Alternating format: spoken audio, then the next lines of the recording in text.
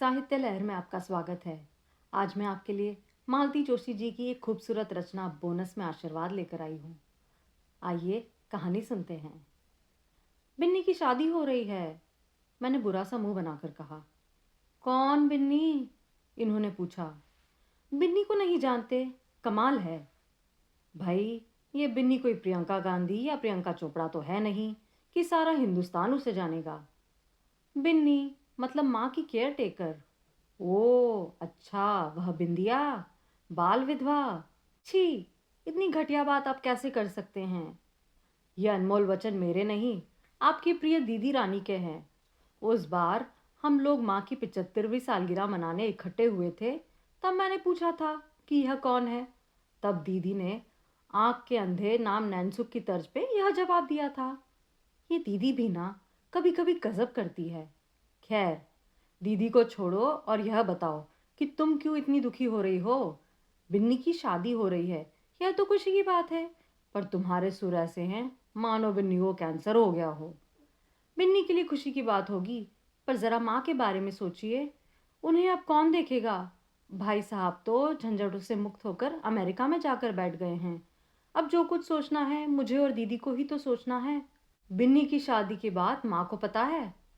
माँ को पता है। अरे वही तो इस नाटक की सूत्रधार हैं। अपने पैरों पर कुल्हाड़ी मारना इसी को तो कहते हैं। वे ही सूत्रधार है मतलब? अरे उन्होंने ही आगे बढ़कर लड़का ढूंढा है। लड़का क्या, पूरा आदमी है। 2 बच्चों का बाप है। बिन्नी की उम्र भी कम तो नहीं होगी। 15 साल से तो वहीं काम कर रही है। वह 40 की हो चली है। बताइए, अब उसकी शादी की क्या जरूरत है?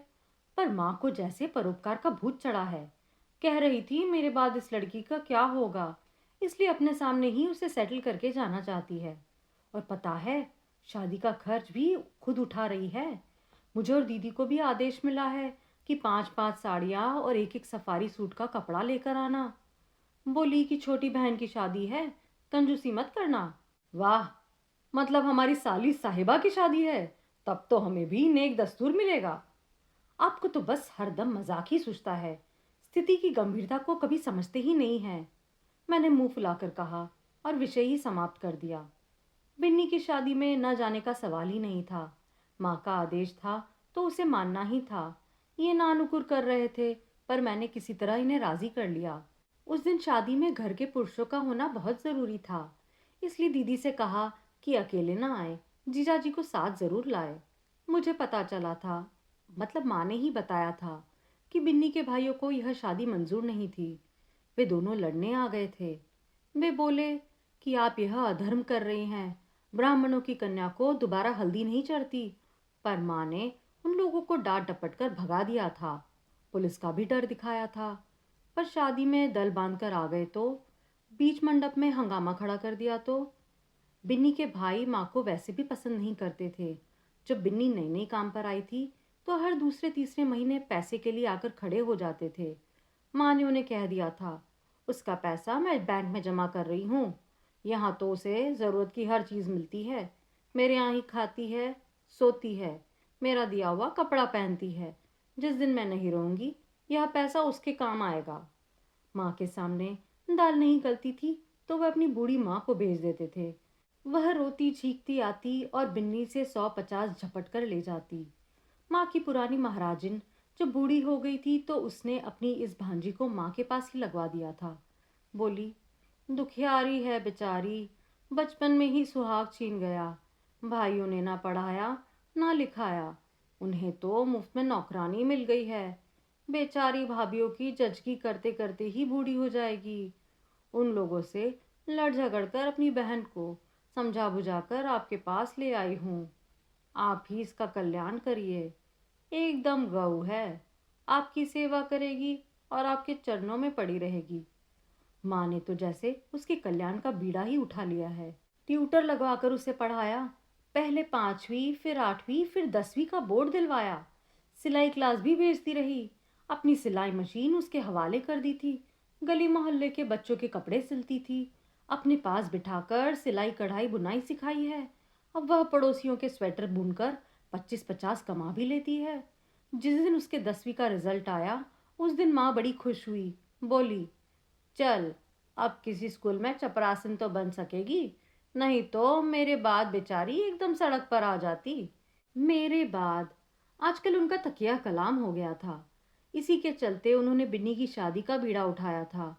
10 जगह बात करके उसके लायक वर ढूंढ निकाला और अब कन्यादान करने को आतुर है। मैंने एक बार कहा भी, माँ, तुमने हमारी इतनी चिंता कभी नहीं की जितनी बिन्नी की करती हो। बोली, तुम्हारे पिताजी तुम्हें ऐसे हाथों में सौंप गए हैं कि चिंता पास भी नहीं फटकेगी, पर इस बेचारी का कौन है। फिर वही बात, कभी कभी तो बिन्नी से ईर्ष्या होने लगती है। घर दूर से ही एकदम शादी का घर लग रहा था। फूल मालाएं, बिजली की झालरें तथा आम के पत्तों के बंदरवान, हल्दी कुमकुम के छापे देखकर मन प्रसन्न हो गया।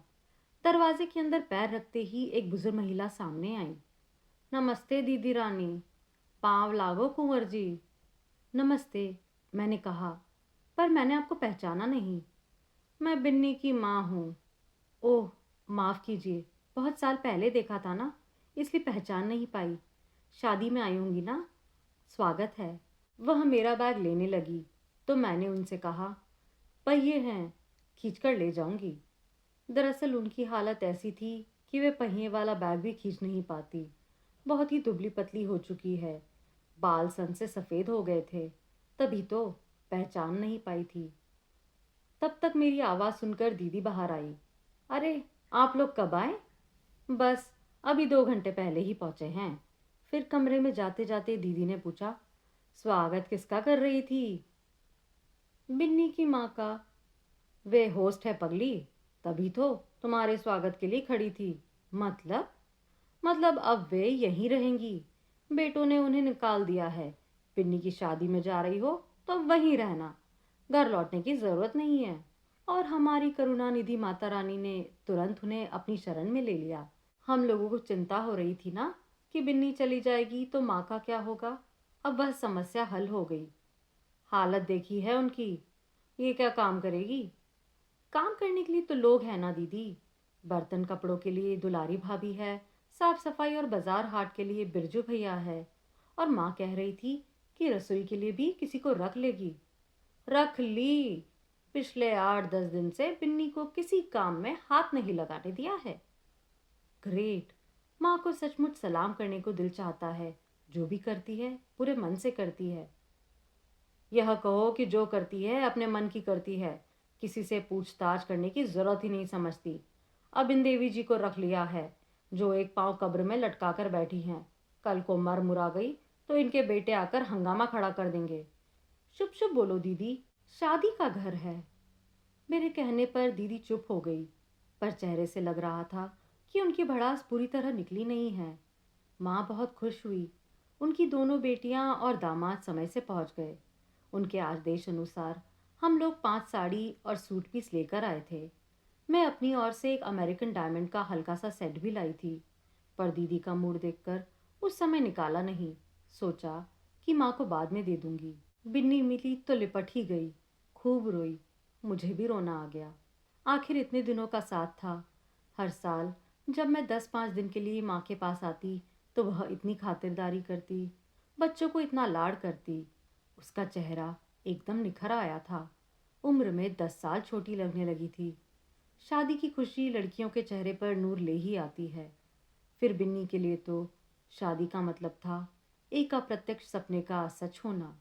आर्य समाज में बिन्नी की शादी खूब धूमधाम से संपन्न हुई। दूल्हे की माँ गदगद हो रही थी। कृतज्ञ भाव से बोली, बहन जी, आपने मेरा मरना आसान कर दिया, नहीं तो इन बच्चों की चिंता के मारे मैं हलकान थी। विदाई के समय बिन्नी खूब रोई। इतना तो शायद हम दोनों भी अपनी शादी में नहीं रोए थे। और माँ जितना बिन्नी के लिए रोई हमारे लिए नहीं रोई थी। जैसे कि बेटी की विदाई के बाद होता है। घर एकदम सुनसान हो गया था। बिन्नी अपने 15 साल के अस्तित्व की छाप घर के हर कोने में छोड़ गई थी। मुझे डर लग रहा था, माँ यह सब कैसे झेल पाएगी। मैंने 2-4 दिन रुकना चाहा तो माँ ने साफ मना कर दिया। बोली, तुम बच्चों को नौकरों के भरोसे छोड़ आई हो, यह मुझे ज़रा भी अच्छा नहीं लगा। ज़माना कितना ख़राब है जानती हो। माँ, वे सब पुराने हैं। गंगाराम बरसों से हमारे यहाँ काम कर रहे हैं और गायत्री, उसी ने तो एक तरह से उन दोनों को पाला है। फिर भी तुम अब लौट जाओ, मेरे अकेलेपन की चिंता मत करना। मुझे तो अब इसकी आदत हो गई है। अगर मैं कहूँ कुछ दिन मेरे पास आ जाओ तो तुम मानोगी नहीं। इस मामले में खासी दकियानुसी हो। वह सिर्फ हंसकर रह गई। रात को सोने से पहले माँ ने हम चारों को कमरे में बुलाया और सामने बिठाकर नेक दस्तूर दिया। दामादों को चांदी का ग्लास, हम दोनों को साड़ियाँ और बच्चों को लिफाफे। इन्होंने घर पर मजाक किया था, पर माँ ने सचमुच परंपरा निभाई। यह सब करने के बाद माँ ने पूछा, अब एक बात बताओ, इस घर के बारे में तुम्हारा क्या ख्याल है? मतलब? मतलब घर में कितना इंटरेस्ट है? क्यों? बिन्नी के नाम करना है? दीदी तपाक से बोली। माँ ने उन्हें घूर कर देखा, फिर शांति से बोली, बिन्नी को जो देना था मैं दे चुकी, अब कुछ बाकी नहीं। कभी तीज त्योहार पर आएगी तो साड़ी चूड़ी दे दूंगी, बस। फिर क्यों पूछ रही हो? इसलिए कि घर को रखवाना चाहोगे तो ऊपर नीचे दोनों के हिस्से करके नाम कर दूंगी। और भैया? मैंने पूछा। उसने कह दिया है, मुझे कोई इंटरेस्ट नहीं है, मैं हिंदुस्तान वापस नहीं आऊँगा। आया भी तो किसी शहर में ही रहूँगा। तो अब तुम लोगों को तय करना है। ऊपर तो किराएदार है ना? मैंने कहा। है तो। तुम्हें कौन सा यहाँ रहना है? किराया लेती रहना। वाह, क्या किराया है! दीदी ने व्यंग किया। बेटा, तुम शहर से तुलना मत करो, यहाँ इससे ज़्यादा कोई नहीं देता। फिर इतने से किराए के लिए घर को क्यों बर्बाद कर रही हो? ज़रा भी प्राइवेसी नहीं है। दिन भर बच्चों की चिल्लम पौ मची रहती है, सो अलग। बेटा, यह घर किराएदारों के हिसाब से बना ही नहीं था। सोचा था कि सब लोग इकट्ठा होंगे तो इतना बड़ा घर तो चाहिए ना। पर सब लोग इकट्ठा कितनी बार आए? एक, तुम्हारे बाबूजी की 13वीं पर, दूसरी बार मेरी 75वीं सालगिरह पर, अब शायद मेरी। प्लीज़ माँ, मैंने माँ को टोक दिया तो वे चुप हो गई। फिर दीदी से बोली, सारिका, इस उम्र में प्राइवेसी की नहीं कंपनी की ज़रूरत होती है। वक्त ज़रूरत पर आवाज़ देने के लिए कोई पास में है, यह एहसास बड़ा सुकून देता है। रही बच्चों की चिल्लपों की बात, तो मैं तो इसके लिए तरस गई हूँ। नाती पोतों की किलकारियाँ सुने अरसा हो गया है। पहले छुट्टियों में बच्चे नानी के घर जाते थे, अब शायद वह रिवाज भी ख़त्म हो गया है। अब छुट्टियाँ होती ही कहाँ हैं माँ? मैंने कहा। मार्च में स्कूल वाले परीक्षा लेकर रिजल्ट निकाल देते हैं, फिर अप्रैल में नए सेशन शुरू करके छुट्टी के लिए ढेर सारा होमवर्क दे देते हैं। बच्चे भी परेशान होते हैं और माँ बाप भी। ऊपर से हॉबी क्लासेस अलग चल रही हैं। छुट्टियाँ कब शुरू हुई कब ख़त्म हुई पता ही नहीं चलता। और यहाँ कर बच्चे करेंगे भी क्या? दीदी बोली। छोटे थे तभी बोर होते थे, अब तो सवाल ही नहीं उठता। माँ, तुम्हारा दूसरा ऑप्शन क्या है? मैंने दीदी की बातों से माँ का ध्यान हटाते हुए कहा। दूसरा ऑप्शन यह है कि घर को बेच देते हैं, पैसा तुम दोनों बांट लेना। और भैया? उसने कह दिया था कि उसे कुछ नहीं चाहिए, सारिका राधिका को दे दो। और घर बिक जाएगा तो तुम कहाँ रहोगी? अभी थोड़ी ही, मेरे मरने के बाद। हाँ, एक बात है। क्या? ये बिन्नी की माँ अगर मेरे बाद भी बनी रही तो उसे एक कोना दे देना, पड़ी रहेगी। दोनों 105 भेजती रहना, उसकी जिंदगी कट जाएगी। मेरी समझ में नहीं आता है यह बला तुमने आखिर क्यों पाल रखी है? दीदी के स्वर में खासा रोष था। बेटा, एकाकी बुढ़ापा क्या होता है इसे मैं बहुत अच्छी तरह जानती हूँ। मेरे पास तो फिर भी साधन है, पर जिसे पहने हुए कपड़ों के साथ घर से निकाल दिया जाता है उसके बारे में सोचो। सबके बारे में सोचने का ठेका तुम्ही ने ले रखा है। ये पूर्व जन्म के ऋण होते हैं बेटा, नहीं तो मिन्नी मेरे पास ही क्यों आती? दुनिया में और भी तो घर थे। खैर, मैं बिन्नी की माँ का भार तुम पर नहीं डालूंगी। ऐसा करो, घर का जो भी पैसा आएगा उसमें से 5-10 हज़ार बैंक में डाल देना। ऐसी व्यवस्था कर देना कि उसका खर्चा पानी चलता रहे। बाद में वह रकम बिन्नी को दे देना। इतना झंझट करने की जरूरत ही क्या है। वे 5-10 हजार उनके बेटे को दे दो। रुपयों के लालच में वे माँ को रख लेंगे। जो बेटे माँ को घर से बेदखल कर सकते हैं, उनका कोई भरोसा है क्या? जीजा जी ने इतनी देर बाद पहली बार मुंह खोला था। वे लोग पैसे भी हड़प लेंगे और माँ को भी भूखा मार देंगे। वैसे भी वो कौन सी 100 साल जीने वाली है। प्लीज सारिका। अच्छा हुआ जीजा जी ने ही दीदी का मुंह बंद करवाया। हम लोगों की तो हिम्मत ही नहीं थी। उसके बाद कमरे में एक चुप्पी सी छा गई। उस सन्नाटे को तोड़ते हुए कुछ देर बाद ये बोले, माँ जी, मैं एक बात कहूँ? बोलो बेटा, इसलिए तो तुम लोगों को बुलाया है कि सबकी राय मालूम हो। यह घर बाबूजी ने इतने प्यार से बनवाया है, इसे आपका नाम दिलाया है। कल को यह बिक जाएगा तो आप लोगों की यादों के साथ नाम भी खो जाएगा। जब हम ही नहीं रहेंगे बेटा, तो नाम के रहने ना रहने से क्या फर्क पड़ता है। लोग तो चले जाते हैं माँ जी, पर उनका नाम रह जाता है। हर व्यक्ति यही कोशिश करता है कि उसके बाद भी उसका नाम बना रहे। ठीक है, पर इसके लिए क्या करने को कहते हैं? इस घर को बिन्नी की माँ जैसे निराश्रित असहाय वृद्धाओं के लिए आश्रम स्थल बना दिया जाए तो? भाई साहब, आप क्या कहते हैं? इन्होंने जीजाजी से पूछा। आइडिया बहुत अच्छा है, बशर्ते तुम मुझसे डोनेशन ना मांगो। हमारे आपके डोनेशन से क्या होगा? इसके लिए तो हमें कोई एनजीओ पकड़ना होगा। संदीप, क्यों तुम हम बहनों का हक मार रहे हो? हमारी माताजी पहले ही बहुत पहुंची हुई चीज़ है, उस पर तुम नए नए आइडिया परोस रहे हो। दीदी, मैंने सोचा कि यदि यह घर बिक भी जाता है तो इस छोटे से कस्बे में इसका कितना पैसा मिलेगा? जो मिलेगा उसके 2 हिस्से होंगे। 3 कहो। बिन्नी की माँ को भूल गए? फिर तो आपको बहुत हिस्से करने पड़ेंगे। बिरजू भैया के बेटे की इंजीनियरिंग की पढ़ाई इसी घर से हो रही है। दुलारी भाभी की बहुओं को यहीं से सिलाई मशीन हासिल होती है। ऊपर वाली भाभी मोंटेसरी माँ जी के भरोसे ही ट्रेनिंग ले रही है। तुम तो बड़े खुफिया निकले दामाद जी। माँ हैरान थी। माँ, इतना पुण्य जोड़कर क्या करोगी? यही तो साथ जाएगा बेटा, बाकी सब तो यहीं छूट जाना है। इसी आध्यात्मिक नोट पर वह महफिल बर्खास्त हो गई। सुबह मैं तैयार हो रही थी तो देखा दीदी रानी अभी गाउन में ही घूम रही है। आप लोग देर से निकलेंगे क्या? मैंने पूछा। नहीं, मैं 2-4 दिन रुकने की सोच रही हूँ। सब लोग एकदम चले जाएंगे तो घर सूना हो जाएगा। मैं भी रुकना चाह रही थी, पर माँ ने साफ मना कर दिया। तुम्हारे बच्चे छोटे हैं ना, मेरे साथ यह प्रॉब्लम नहीं है। लौटते में मैंने इन्हें रास्ते में बताया। अच्छा है, दीदी 2-4 दिन रुक रही है। सब लोग एकदम चले जाते तो घर सूना हो जाता। माँ दुखी हो जाती।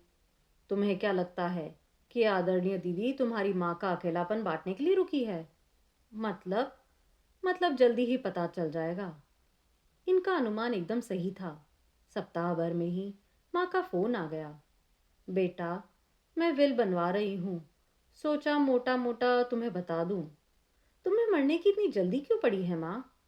मैं कोई आज ही मरने वाली नहीं हूँ, पर हर काम समय से हो जाए तो अच्छा है। पता नहीं बाद में हाथ पैर, आंख कान और खासकर दिमाग सलामत रहे ना रहे।